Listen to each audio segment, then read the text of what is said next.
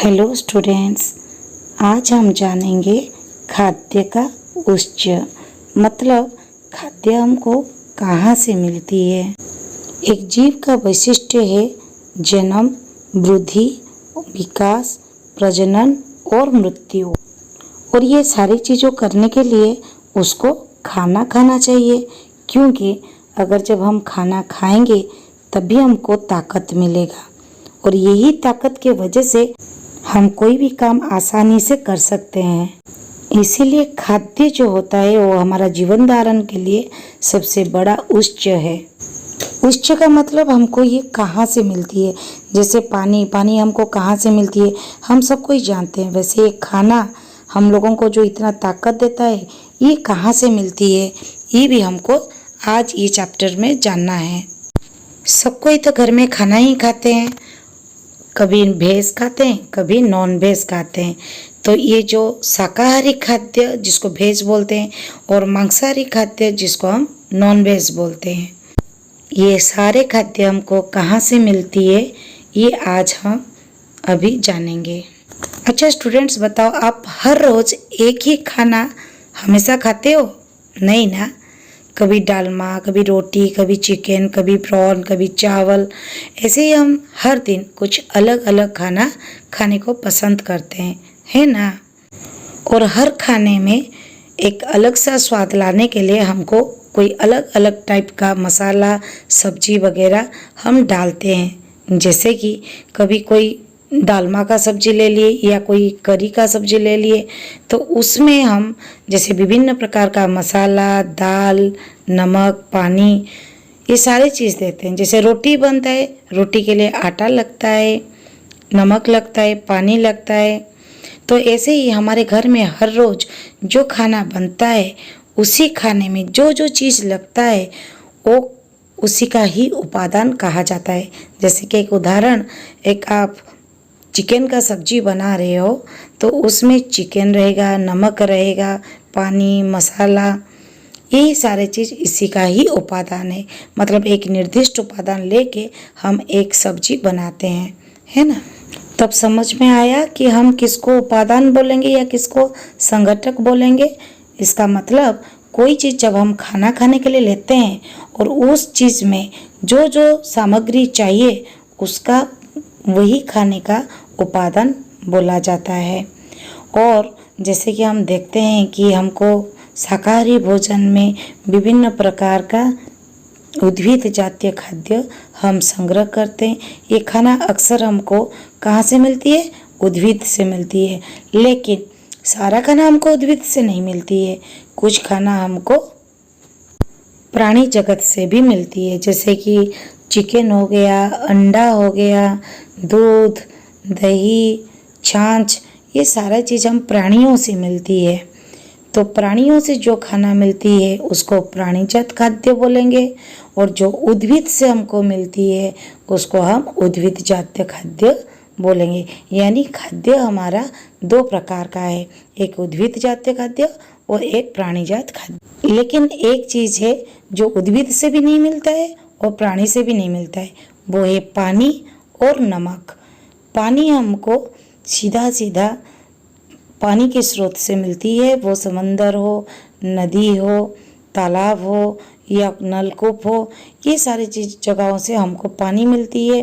और नमक तो आप सबको मालूम है समंदर से आता है, तो ये कोई प्राणी जगत से हम लोगों को नहीं मिलती है या कोई उद्भिद जगत से भी हमको नमक नहीं मिलती है। बाकी पानी और नमक को छोड़ने के बाद बाकी और जो भी चीज़ें रहा ये उद्भिद जगत से मिलता है और प्राणी जगत से मिलती है। और जैसे ही आप सबको मालूम होगा जल हमारा जीवन के लिए कितनी ज़रूरत है, तो जल हमारा खाने का एक सबसे बड़ा उपादान है। कोई भी प्रकार का खाना हम लेते हैं सब्जी बनाने के लिए या आटा गूंदने के लिए तो पानी का आवश्यकता हमेशा हमको रहती है और नमक का भी रहती है। हाँ, और एक चीज़ है कि जो हम बोलते हैं कि उद्भिद से हमको कोई खाना मिलता है तो हम उद्भिद का हर एक अंश को क्या खाना खाते हैं? नहीं, हम उसका कभी फल खाते हैं, कभी फूल, कभी उसका गना और जैसे कि आयुर्वेदिक का आप सब जानते होंगे कि उसका जड़ हम लोगों को, यानी हर एक उद्भिद का अलग अलग अंश को हम खाते हैं, एक निर्दिष्ट अंश को खाते हैं। ऐसा नहीं है कि मतलब एक पेड़ का कोई हिस्सा हम खा रहे हैं मतलब दूसरा पेड़ का भी वही हिस्सा हमको खाना पड़े, ऐसा कभी होता नहीं है।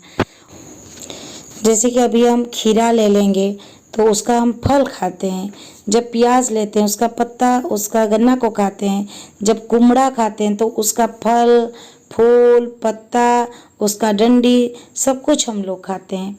लेकिन हर चीज़ में हम ये चीज़ इस्तेमाल नहीं करते हैं।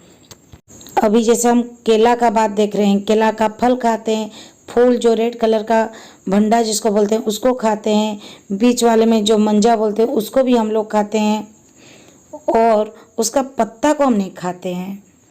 और वैसे ही जब मक्का बन जाता है कॉर्न का, उसका फल हम लोग खाते हैं। तो कुछ ऐसे चीज़ है जिसका फल को, कोई फूल को, कोई उसका बीजा को, ऐसे हम अलग अलग अंश को खाने के रूप में लेते हैं। हाथी क्या खाता है? घास डाली पत्ता यही खाता है ना। पर वहाँ पे अगर एक मधुमक्खी को लिया जाए तो वो क्या खाएगा? फूल का रस को। वो घास या पत्ता डाली को नहीं खाता है, वो फूल का रस को खाता है ना। वैसे ही जगत का जितने सारे हम प्राणियां देखते हैं सबके खाने के विभिन्न उपाय रहता है, सबका खाना समान नहीं रहता है। एक चिड़िया कोई लकड़ी को खाता है, कोई कीड़ा को खाता है, कोई फूल का रस को खाता है। तो इसी प्रकार का सब अलग अलग खाना होता है। शेर क्या खाता है? शेर दूसरा प्राणियों का मांस खाता है। उसी प्रकार प्राणियों का भी विभागीकरण होता है, एक शाकाहारी, एक मांसाहारी या मांसाहारी और एक सर्वाहारी। शेर, भालू, बाघ ये सब क्या खाते हैं? ये सब दूसरों प्राणियों का मांस खाते हैं। ये कभी घास पत्ता नहीं खाते हैं, ये सिर्फ मांस खाते हैं। तो इन लोगों को क्या बोलेंगे? मांसाहारी प्राणी, जिसमें बाघ भेड़ है, गिद्दड़ है, शेर है ना। इन सब को कोई घास पत्ता का खाना नहीं खाना है, तो इनको क्या बोलेंगे? मांसाहारी प्राणी या मांसाहारी प्राणी। तो इसके बाद हम और कौन सा प्राणी के बारे में जानेंगे? शाकाहारी प्राणी। शाकाहारी प्राणी क्या मांस खाता है? वो दूसरों का मांस को खाने को पसंद करता है? नहीं, वो क्या खाता है?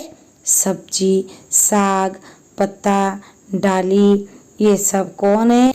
बकरी, गाय, हिरन, ये सब कोई शाकाहारी प्राणी है। और हम इंसान, कुत्ता, बिल्ली ये सब कुछ खाते हैं। शाकाहारी भी खाना खाते हैं और मांसाहारी का भी खाना खाते हैं। तो हम सब सर्वाहारी हैं। आज थोड़ा बहुत हम खाद्य के बारे में जाने, फिर से हम मिलेंगे और एक दूसरे अध्याय लेके।